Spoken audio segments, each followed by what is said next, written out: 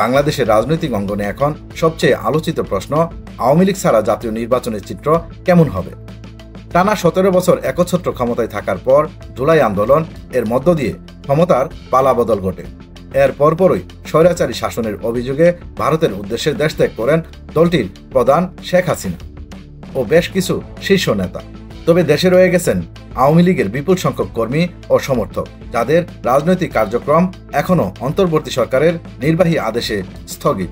সেই সঙ্গে নির্বাচন কমিশন স্থগিত করেছে দলটির নিবন্ধনও।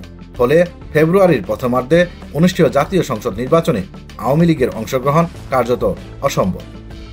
এই প্রেক্ষাপটে বিশ্লেষকদের প্রশ্ন, দলটির কোটি কোটি সমর্থক ভোটার যদি ভোট কেন্দ্রে না যান তবে নির্বাচন কতটা অন্তর্ভুক্তিমূলক হবে?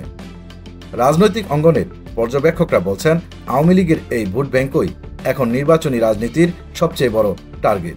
ইতিমধ্যে বিভিন্ন দল কৌশলগতভাবে আওয়ামী সমর্থকদের নিজেদের দিকে টানার চেষ্টা করছে। শুক্রবার বিবিসি বাংলার এক আলোচনায় ঢাকা বিশ্ববিদ্যালয়ের অধ্যাপক এস.এম. শামীম রাজা বলেন, 1990-এর পর অনুষ্ঠিত 3টি জাতীয় নির্বাচনে আওয়ামী লীগের ভোট ছিল উল্লেখযোগ্যভাবে বেশি। এটা তাদের সাংগঠনিক সক্ষমতার প্রমাণ। তবে বর্তমানে তারেক রহমানের প্রত্যাবর্তন রাজনৈতিক ভারসাম্য বড় প্রভাব ফেলতে পারে। জামায়াতে ইসলামী ইস্যু প্রসঙ্গে অধ্যাপক রাজা আরও বলেন, তৃণমূল পর্যায়ে জামাতের সাংগঠনিক প্রভাব বিএনপির তুলনায় বেশি। তারা নিজেদের স্থায়ী ভোট ব্যাংক ধরে রেখে আওয়ামী লীগের ভোটারদের আকৃষ্ট করার কৌশল নিতে পারে। অন্যদিকে বিএনপি নেতারা দাবি করছেন, একটি বৃহৎ গণতান্ত্রিক শক্তি হিসেবে তাদের ওই ভোট পাবে জনগণ।